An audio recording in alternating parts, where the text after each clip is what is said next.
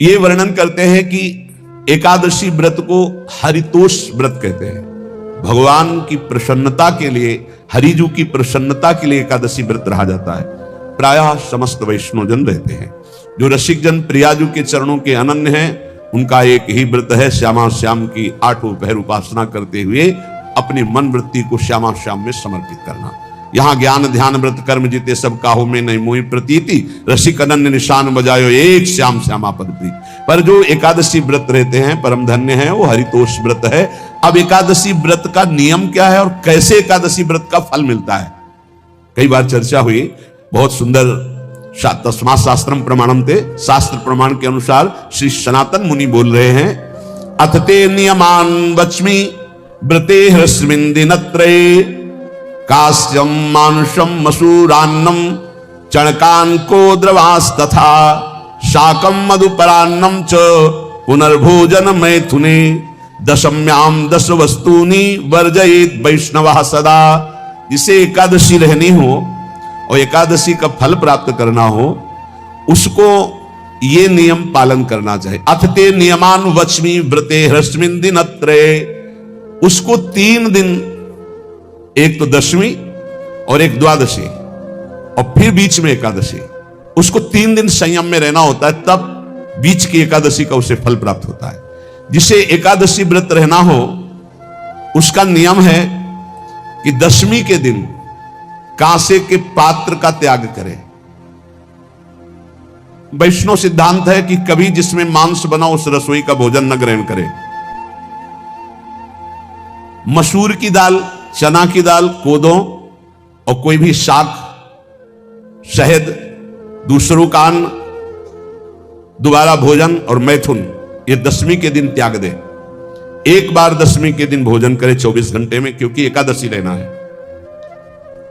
कांसे का पात्र, जिस रसोई में मांस बना उसके भोजन का त्याग, मसूर की दाल, चना, कोदों, शाक, मधु अर्थात शहद और दूसरे के द्वारा दिया हुआ भोजन और दोबारा भोजन और मैथुन क्रिया, इनका दशमी के दिन कभी भी प्रयोग न करें।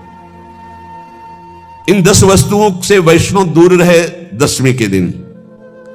फिर एकादशी के व्रत में, ये पीछे तो हम वर्णन कर ही चुके हैं, कहीं नहीं आया यहाँ कुटू का कचौड़ी पकौड़ी और सिंघाड़ा का हलवा और दुनिया के खीर और सब। ये एकादशी के दिन किसी भी तरह की गेम आदि क्रीड़ा ना खेले। जैसे अब आज व्रत है तो बैठे हैं अपना मोबाइल में गेम खेल रहे हैं, ऐसा कोई भी क्रीड़ा नहीं। द्वित क्रीड़ा, किसी भी तरह का गेम, ये सब खेल नहीं। द्वित क्रीड़ाम च निद्राम च तांबूलम दंत धावनम परापवादम पैशून्यम निस्तेयम हिंसाम तथा रतिम कोपम हृणत वाक्यम च एकादश्याम विवर्जयेत। एकादशी के दिन उपासक को चाहिए कि वो किसी भी तरह की क्रीड़ा, मनोरंजन बिल्कुल नहीं। चनिद्राम, नींद नहीं लेनी उसको, न दिन में न रात में, एकादशी व्रत। और प्रायः पुराने महापुरुषों ने ऐसा किया है। रामदास जी डाकोर के रात में जाते थे, रणछोड़ भगवान के यहां कीर्तन करते थे जाकर। तभी तो भगवान उनके कीर्तन पर, उनकी भक्ति पर रीछकर गाड़ी में बैठकर उनके साथ आए थे। पूरी रात जगकर कीर्तन करना, और दिन में तो सोना ही निषेध है। द्वित क्रीड़ाम च निद्राम च तांबूलम, पान खाना निषेध है एकादशी को, बिल्कुल नहीं, जो व्रत रह रहे हैं। दंत धावनम, वृक्ष से तोड़कर जो दतून की जाती है एकादशी के दिन है। परापवादम, दूसरे की निंदा करना, चर्चा करना नहीं, अर्थात अधिकतर मौन व्रत धारण करे एकादशी के दिन। पैशून्यम, चुगली करना। स्तेयम, कोई चोरी करना। हिंसाम, वाणी से, शरीर से, मन से किसी को दुख पहुंचाना। रतिम, अर्थात भोग करना, मैथुन करना। कोपम, किसी के ऊपर गुस्सा करना। अनत वाक्यम, झूठ बोलना। एकादश्याम विवर्जयेत, एकादशी के दिन ये नहीं करना चाहिए। एकादशी को एक बार कुछ फलाहार शुद्ध, अगर आपके पास कोई व्यवस्था नहीं तो थोड़ा दूध है, जल है, ऐसे आप लेकर, या थोड़ा सा फल ले लिया, थोड़ा सा फल लेकर के प्राण पोषण, एक दिन में मर नहीं जाओगे। कितने तो निर्जला एकादशी रहते हैं, हर एकादशी निर्जला। पूज्य श्री मथुरादास जी निर्जला ही रहते थे हर एकादशी। चलो भैया आपकी सामर्थ्य नहीं तो जल 2-4 बार ले लो, एक बार थोड़ा सा दूध और फल ले लो, चल जाएगा काम, प्राणों का पोषण हो जाएगा। ये आचरण न करे, एक बार कुछ आहार ले ले, वो भी शुद्ध भगवद अर्पित प्रसाद। फिर द्वादशी को काश्यम मांसम सुराम छौद्रम तैलम वितथ भाषणम व्यायामम च प्रवासम च पुनर्भोजन मैथुने अस्पृश्य स्पर्श मासूरे द्वादश्याम द्वादश त्यजेत। कांस के पात्र में द्वादशी को भी भोजन न पावे, जिस रसोई में मांस बनाओ उसमें आहार न ले, किसी भी तरह का नशा द्वादशी को न करे, शहद न पाए, तेल के बने पदार्थ न पाए, मिथ्या भाषण न करे और बहुत शरीर का व्यायाम न करे, बहुत थकावट वाले कार्य न करे, दोबारा भोजन न करे, एक बार द्वादशी को भी भोजन पवित्र, मैथुन न करे, जिसका स्पर्श नहीं किया जाता ऐसे पदार्थों का स्पर्श न करे, और मसूर की दाल न खाए। द्वादशी को जो इन नियमों का पालन करता है, दशमी द्वादशी ऐसे और एकादशी ऐसे, तब उसे एकादशी व्रत का फल प्राप्त होता है।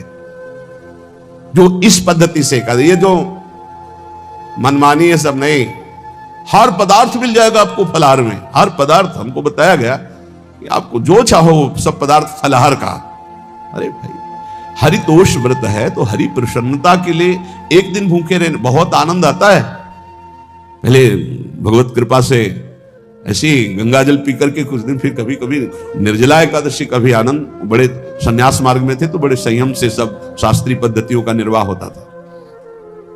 उपासक को चाहिए कि इन नियमों से व्रत का अनुष्ठान करे, मनमानी आचरण न करे। सबसे प्रार्थना जो एकादशी रहते हो, हरितोष व्रत इसे कहते हैं, भगवान की प्रसन्नता के लिए रहा जाता है, रहना चाहिए। जो अपनी आचार्य परंपरा में है जैसे, जिनका सिद्धांत है, पर रहने का सिद्धांत ये श्री सनत कुमार जी वर्णन, श्री सनक जी महाराज, ये सनत कुमार जी वर्णन की। सनक जी महाराज कह रहे हैं, यदि भगवान का आश्रय नहीं, सत्संग नहीं है, तो इन 4 में से एक हो तो नाश कर देता, फिर चारों हो तो सर्वनाश हो जाता है।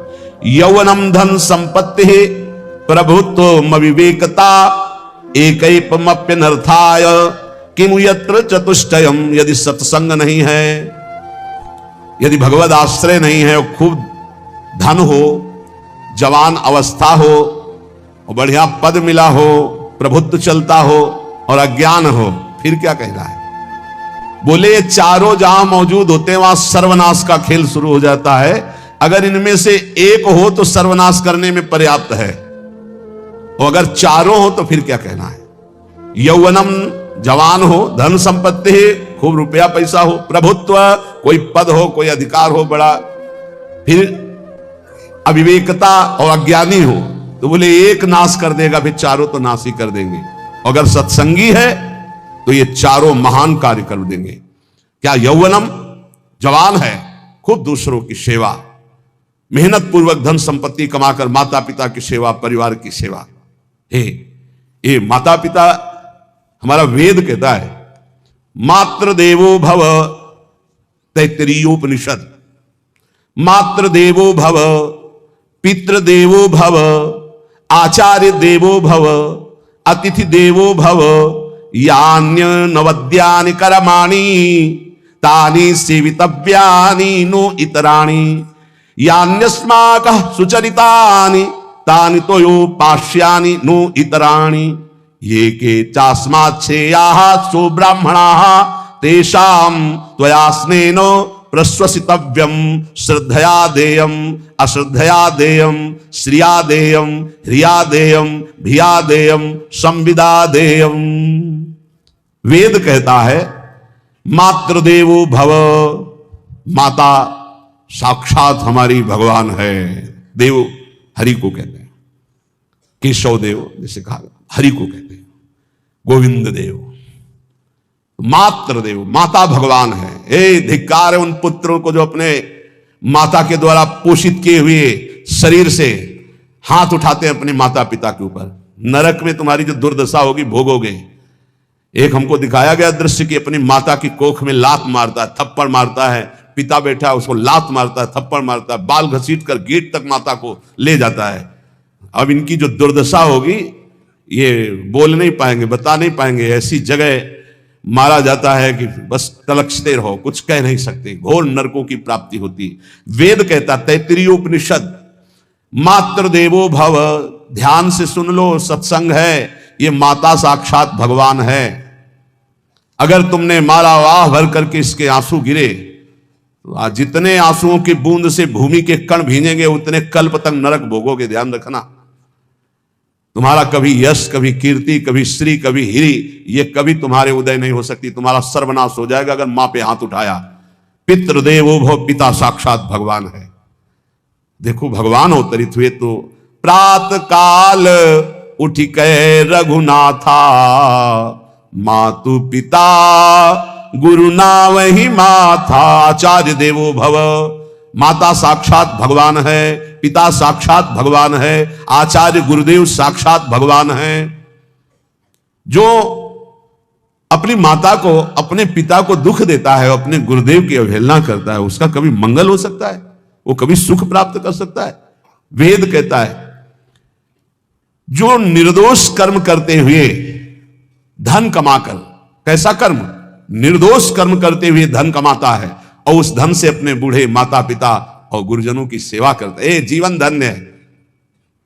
धिक्कार है उस पुत्र को, धिक्कार उस जवानी को, धिक्कार है उस धन को, धिक्कार उस बुद्धि को जिसको ये सब प्राप्त होने पर भी अपने बूढ़े माता पिता को दर दर के भटकने के लिए विवश कर देते हैं, जो अपने बूढ़े माता पिता को कष्ट देते हैं। जहां वेद कह रहा है मातृ देवो भव, पितृ देवो भव, आचार्य देवो भव, अतिथि देवो भव, चार बातें कही। अतिथि देवो भव, अगर बिना परिचय के कोई आ गया, कह रहा भूखा हूं, भोजन पवा दो, भगवान पधारे हैं, हम कह रहे मत अंदर आने दो, गेट के बाहर पवा दो, तुम्हारा संशय पर उससे भूखा मत जाने दो। अतिथि देवो भव, जो निर्दोष कर्म करके अर्थ कमाकर अपने माता पिता गुरुजनों की सेवा करता है, उसी का जीवन धन है। पशुवत आचरण, मनुष्य शरीर प्राप्त करके राक्षस आचरण, राक्षसों की यही पहचान होती है। मां नहीं मातु पिता नहीं देवा, साधुन ते करवा वही सेवा। तुम्हारे जो पुण्य है ना सब भस्म हो जाएंगे, आप खिलवाड़ मत समझो। वो विरक्त है, भले तुम्हें नौजवान दिखाई दे रहा है, वो शरणागत है, जो आचार्य ने मंत्र दिया वही गुरु परंपरा से चला रहा, वही मंत्र उसमें। आप उसको बोल रहे हमारे लिए कुर्सी डालो, पैंट शर्ट पहने हो, कुर्सी डाल। हाँ, आप असमर्थ हो तो हाथ जोड़कर प्रार्थना कीजिए कि बैठने में हमारी टांग टूट गई है, हम बैठ नहीं पा रहे हैं, क्या व्यवस्था हो सकती है क्या? याचना इस कोटि की। आदेश, बाबा जरा कुर्सी लाना, बाबा तो कुर्सी रख देंगे, आप उनको तुम भिक्षुक समझते हो, सारे सुकृत तुम्हारे नष्ट हो जाएं। ये जो संतों के द्वारा दिए हुए आसन में ये अयोग्य पुरुष बैठ जाते हैं ना, इनके सारे सुकृत नष्ट हो जाते हैं। ये क्या समझते हैं? तुरंत आसन दिया जाता है, किसी आओ आसन को प्रणाम करके समेट कर रख दो, अगर आसन में बैठने की योग्यता नहीं। आसन में बैठने की योग्यता उसकी मानी जाती है जो सामने बैठा है, उस स्थिति का हो या उससे श्रेष्ठ हो।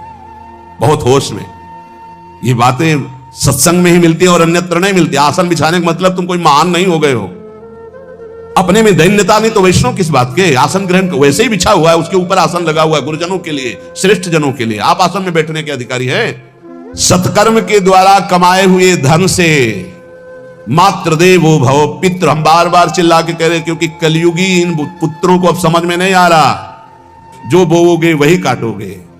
अगर आप अपने पुत्रों को शत अध्यात्म की शिक्षा देंगे और स्वयं अध्यात्म से चलेंगे तो तुम्हारा बुढ़ापा ठीक से जाएगा। नहीं, बुढ़ापा बहुत मुश्किल से कटता है, बहुत मुश्किल से। हाँ, हमें कई दृश्य देखने को मिलते हैं। बता रहे एक बार बिंदौर इधर है, इच्छावर फतेहपुर, वहां से भ्रमण करते यार कि बड़े मकान से वयोवृद्ध भागते हुए आए, स्वामी जी स्वामी जी स्वामी, बहुत कष्ट में हो। क्या कष्ट है आपको? आप तो महल से उतर रहे हैं। ये किसका है? बोले मेरा ही है। उनका कष्ट क्या है? बोले 4 लड़का है, 4 बहू है, सब खाते पीते हैं, मैं बहुत कष्ट में हूँ, सब कोई अपमान करता है। वहां निकलो फिर बाहर, बाबा जी बनो, भजन करो, भगवान के मार्ग का अनुसरण करो। चौथी अवस्था है। बोले ये तो नहीं हो सकता, रहूंगा तो यही कुछ ऐसा कर दो कि जिससे हमारे बच्चों की बुद्धि बदल जाए, जो हमको पीटते हैं, गाली देते हैं। हमको वो जादू तो हम जानते नहीं, और चल पड़े। और बड़ा अंदर से चिंतन हुआ कि जीव कितना आसक्त है। उन्हीं पुत्र परिवार घर में, अब बुढ़ापे का समय है, चौथी अवस्था में अगर घर ही में रह के भजन करो तो झंझट नहीं होगी। जो मिले जैसे मिले जीवन यापन करो, भजन करो, लेकिन प्रभु से मतलब नहीं। तो जितने भी जवान भाई बहन सुन रहे हैं, आप अपने माता पिता को, यहां हमारा वेद कहता है मातृ देवो हो, माता भगवान है, पितृ देवो हो, पिता हमारा भगवान है। धर्म के द्वारा कमाए हुए धन से माता पिता की सेवा करो। दूसरे दोषयुक्त कर्मों का कभी आचरण मत करो।